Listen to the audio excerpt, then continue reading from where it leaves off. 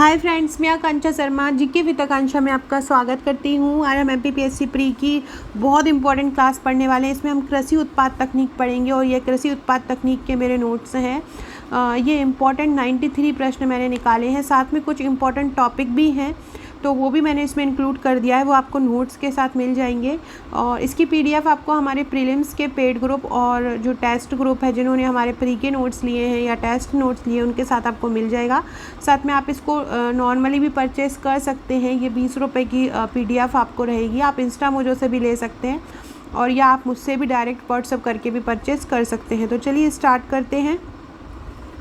पहला क्वेश्चन है, जितना हो जाएगा आज हम कर लेंगे, फिर नेक्स्ट पार्ट में देखेंगे। बात्रा या बारले कृषि होती है कहाँ पे होती है? तो बालरे कृषि कहाँ होती है? बालरे कृषि राजस्थान में होती है। बालरे कृषि कहाँ होती है? राजस्थान में होती है। दूसरी है, देप्पा ढाइया या बेबर कृषि कहाँ होती है? देप्पा ढाइया या बेबर कृषि कहाँ होती है? तो वो होती है मध्य प्रदेश और छत्तीसगढ़ में। बोगामा कृषि कहाँ होती है? बोगामा कृषि मेघालय में होती है। बोगामा कृषि कहाँ होती है? बोगामा कृषि मेघालय में होती है।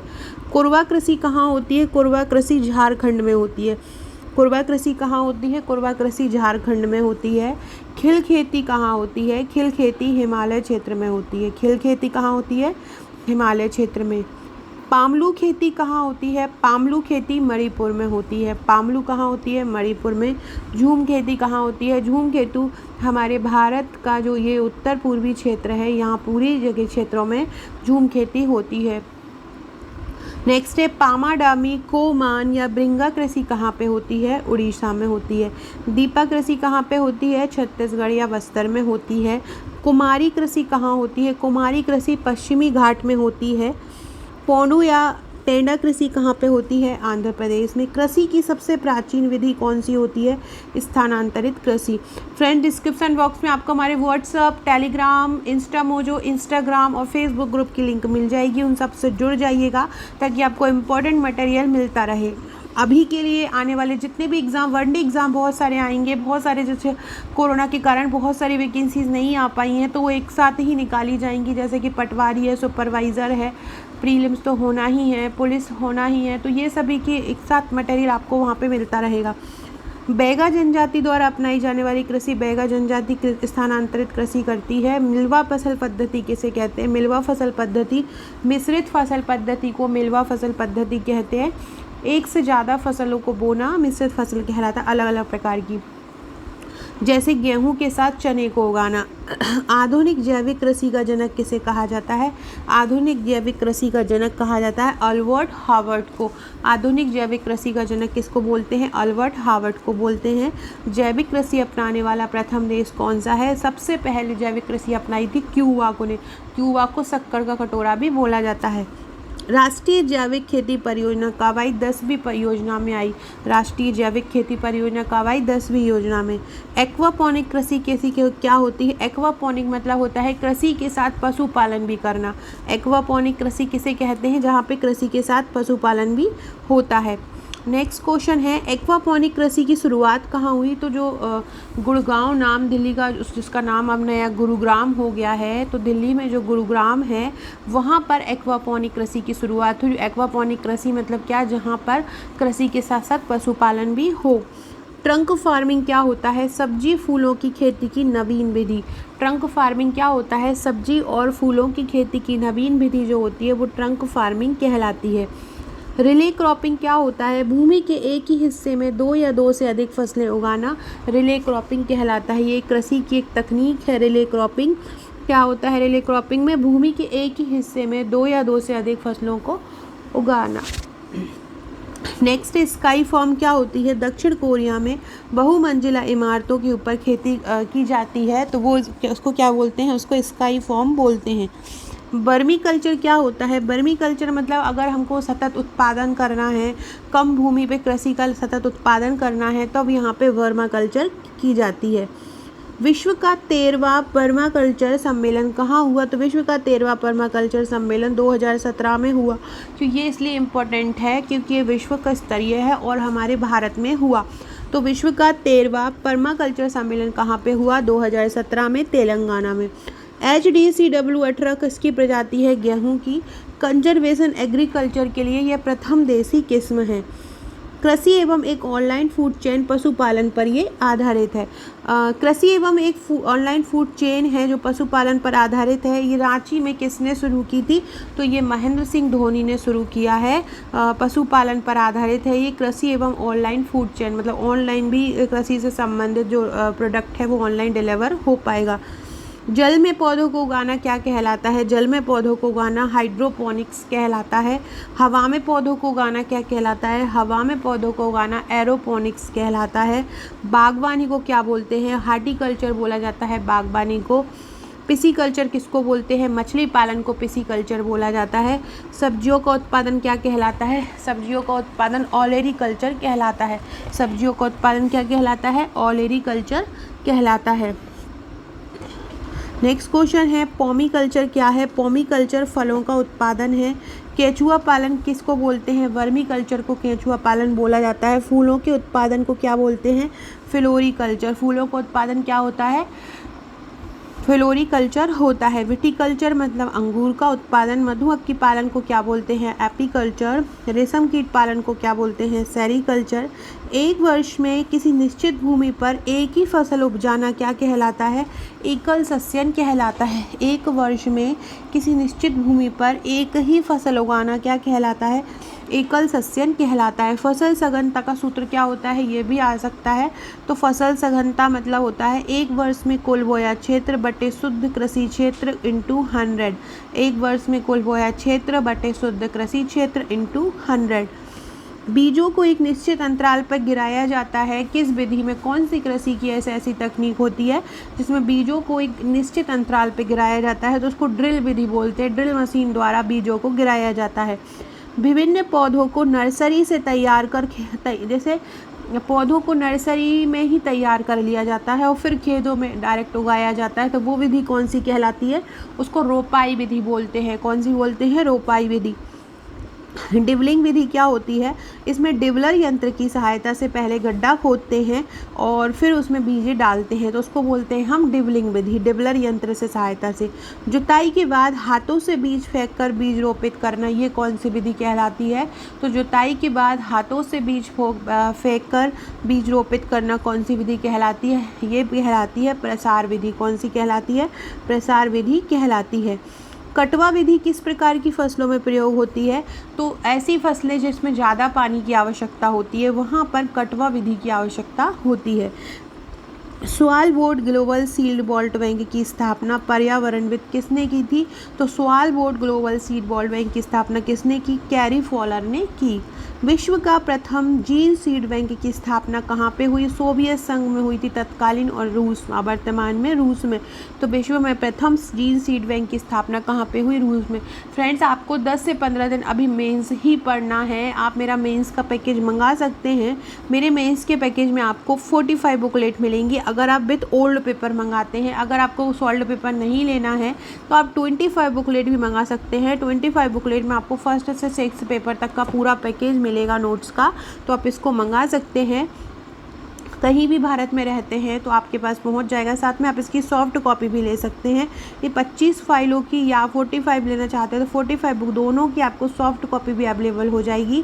इसके साथ अगर आप हमारा प्रीलिम्स का पैकेज लेते हैं तो प्रीलिम्स के पैकेज में आपको 16 फाइल फ्री के नोट्स की मिलती है, जिसमें आपको सभी टॉपिक वाइज सब्जेक्ट रहते हैं। साथ में आपको एक योजना की फाइल मिलती है, करंट योजना की, जिसमें स्वास्थ्य संबंधी नीतियाँ और वर्तमान की संबंधित सभी नई नीतियाँ राज्य भारत के सभी राज्यों की, मध्य प्रदेश की रहेंगी। इसके अलावा एक ट्रिक की फाइल भी रहेगी। कोई टॉपिक आपको याद नहीं होता है तो आप ट्रिक द्वारा कर सके। एक मैप की फाइल रहेगी जिसमें आप मैप द्वारा भारत, विश्व और मध्य प्रदेश को समझ सकते हैं। साथ में आपको 3 फाइल आपको जो मिलेंगी टेस्ट की मिलेंगी। ये ऑब्जेक्टिव फॉर्म में रहेंगे। 10,000 प्रश्न रहेंगे। इन 10,000 प्रश्नों की आप घर बैठ के बढ़िया प्रैक्टिस कर सकते हैं टॉपिक को पढ़ के। अगर आप मेंस और प्री दोनों का मंगाते हैं तो 68 बुकलेट रहेंगी। मेंस और सॉल्ड पेपर का मंगाते हैं तो 45 बुकलेट रहेगी। और प्री अकेले का मंगाते हैं तो 16 प्लस टेस्ट साथ में मंगाते हैं तो 19 रहेगी। तो इस प्रकार आप मंगा सकते हैं। भारत सरकार द्वारा बीज फार्म योजना कब प्रारंभ हुई? 1956-57। फ्रेंड्स, ये जो मैं वीडियो बनाती हूँ, इनकी पीडीएफ भी आपको हमारे पेड ग्रुप में मिल जाएंगी, जो आपको हर नोट्स के साथ मिलेगा। जैसे कि 25 फाइल आपको मेंस के नोट्स के साथ मिल रही है, तो 25 आपको पेड ग्रुप भी मिलेंगे। उन ग्रुप में आपको इंपॉर्टेंट मटेरियल दिया जाता रहता है, नए नए क्वेश्चन, करंट से संबंधित क्वेश्चन वहाँ पर दिए जाते रहते हैं, ताकि आपकी तैयारी कंटिन्यू बनी रहे और आप करंट से अपडेट रहे। जैसे प्रीलिम्स के जो ग्रुप बना हुआ है, उसमें भी ये सभी पीडीएफ में देती रहती हूँ, ताकि आप एक जगह पे तैयारी करते रहें। राष्ट्रीय बीज निगम कब बना? 1963 में बना। भारत बीज अधिनियम कब पारित हुआ? 1966 में। The new policy on seed development 1988 कब बनी और क्यों बनी? तो विदेशों में जो उच्च गुणवत्ता के बीज होते हैं, वो उपलब्ध कराने के लिए the new policy on seed development बनी। केंद्रीय खाद्य एवं प्रौद्योगिकी संस्थान ने स्वदेशी टैफ कब विकसित किया? जून 2017 में। केंद्रीय खाद्य और प्रौद्योगिकी संस्थान ने स्वदेशी टैफ कब विकसित किया? जून 2017 में विकसित किया। ग्लूटेन रहित विश्व का सबसे छोटा वैकल्पिक अनाज कौन सा है? तो ग्लूटेन रहित अगर विश्व का सबसे छोटा वैकल्पिक अनाज देखा जाए तो यही स्वदेशी टैफ है। वे बीज जो अपने ही भ्रूण का विकास रोक देते हैं क्या कहलाते हैं? तो वे बीज जो अपने ही भ्रूण का विकास रोक देते हैं वो टर्मिनेटर सीड कहलाते हैं। क्या कहलाते हैं? टर्मिनेटर सीड कहलाते हैं।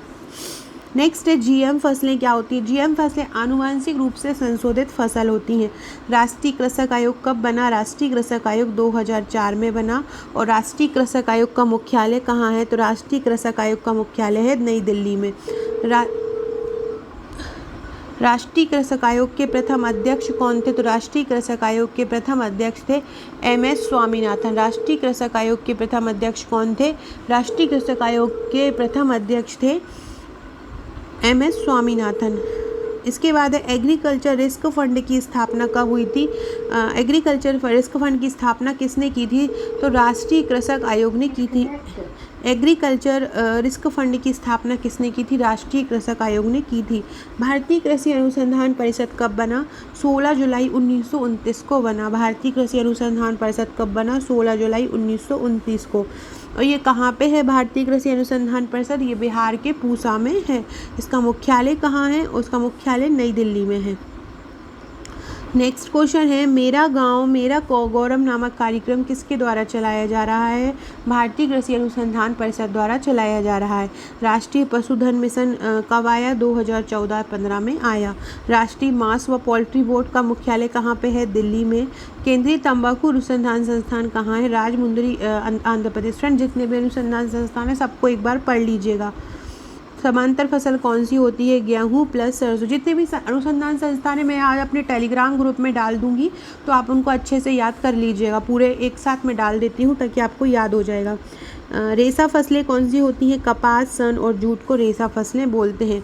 मोनोकल्चर विशिष्ट लक्ष्य है किसका? स्थानांतरित कृषि का। रहट विधि क्या होती है? रहट विधि एक परंपरागत सिंचाई विधि होती है। कार्बनिक खेती में किसका प्रयोग होता है? जैविक खाद का प्रयोग कार्बनिक खेती में होता है। नाइट्रोजन, पोटेशियम एक बृहद पोषक तत्व होते हैं। स्टॉक फार्मिंग क्या है? पशुओं का प्रजनन। प्रसंस्करण हेतु आलू की सबसे अच्छी किस्म कौन सी है? कुफरी चिप्सोना 2 प्रसंस्करण हेतु आलू की सबसे अच्छी किस्म है। ललित किसकी उन्नत किस्म है? अमरूद की है। दशहरी और नीलम के क्रॉस से क्या बनता है? आम्रपाली बनता है। शक्तिमान फर्स्ट और शक्तिमान 2 आनुवांशिक परिवर्तित किस्में किसकी हैं? मक्का की। ग्रीन गोल्ड किस्म किसकी है? चाय की है। चलवासी कृषि कहाँ प्रचलित है? उड़ीसा और मध्य प्रदेश में। मालवीय चमत्कार प्रजाति किसकी है? अरहर की। कौशल उन्नत प्रजाति किसकी है? मूंगफली की। पैगिंग एक लाभकारी प्रक्रिया है, कहाँ मतलब किसके लिए यूज़ होता है पैगिंग? तो याद रखिएगा मूंगफली की, पहले भी बहुत बार पूछा जा चुका है। गेहूं के साथ 2 फसली के लिए अरहर की उपयुक्त किस्म कौन सी है? UPAS 120। टिट्रिकेल किसका संकर होता है? टिट्रिकेल गेहूं और राई से मिलकर बनता है। मोरिकल्चर क्या होता है? रेशम कीट के लिए शहतूत को उगाना मोरिकल्चर कहलाता है। रबी फसल क्या होती है? अक्टूबर में बोई जाती है, अप्रैल में काटी जाती है। प्रमुख फसल होते हैं गेहूं, जौ, चना, मटर। अब अक्टूबर में बोते हैं रबी को और अप्रैल में काटते हैं। खरीफ फसल क्या होती है? जुलाई में बोई जाती है और अक्टूबर में काटी जाती है। जायद फसल क्या होती है? जायद फसल मार्च में बोई जाती है और जून में काटी जाती है। गेहूँ, जौ, चना, मटर, सरसों, अरहर रबी की फसल होती है। खरीफ की फसल चावल, जौ, बाजरा होती है। असत्य फल, सेब पूछा जाए किस प्रकार का फल है तो उसमें असत्य फल होता है, क्योंकि वो बीज उसमें लगता है कि बीज होंगे लेकिन अंदर होते नहीं हैं। उद्दीपक फसल क्या होता है? चाय तंबाकू जो उत्तेजना पैदा करते हैं वो उद्दीपक फसल कहलाते हैं। प्लेनोमीटर क्या होता है? पौधों की पत्तियों का क्षेत्रफल ज्ञात करने वाला यंत्र क्या होता है? प्लेनोमीटर कहलाता है। तो फ्रेंड्स ये थे हमारे आज के क्वेश्चन। जितने भी अनुसंधान संस्थान हैं आपको टेलीग्राम ग्रुप पे मैं भेजूंगी आज रात को, तो आप उस टेलीग्राम ग्रुप को ज्वाइन कर लीजिएगा, तो वहाँ पे आपको मिल जाएंगे। साथ में व्हाट्सएप ग्रुप में भी भेज दूंगी, तो व्हाट्सएप ग्रुप पे आपकी लिंक व्हाट्सएप ग्रुप की मिल जाएगी, तो आप उसको ज्वाइन कर लीजिएगा। फ्रेंड्स ये मेरा पूरा पैकेज है। ये बीच वाली ये मेंस की फ़ाइल है, ये प्री की फ़ाइल है, ये सॉल्व पेपर है, और ये आप देख रहे हैं ये सॉल्व पेपर है, और ये पूरा प्री का पैकेज है। साथ में आपको 12 फाइल आपको 3 मार्कर की मिलेंगी। इस प्रकार से आप ये पूरा पैकेज ले सकते हैं। ये हमारी टेस्ट सीरीज़ है 10,000 प्रश्नों की, 3 फाइल आपको इस प्रकार से मिलेंगी, तो आप ये परचेस करिए। अब मेरा प्रीलिम्स का पैकेज है 16 बुकलेट का, तो आप इनको परचेस कर सकते हैं और अपनी सफलता सुनिश्चित कर सकते हैं। सो फ्रेंड्स वीडियो अच्छा लगा हो तो लाइक शेयर ज़रूर कीजिएगा, चैनल को सब्सक्राइब कीजिएगा। Okay friends, thank you.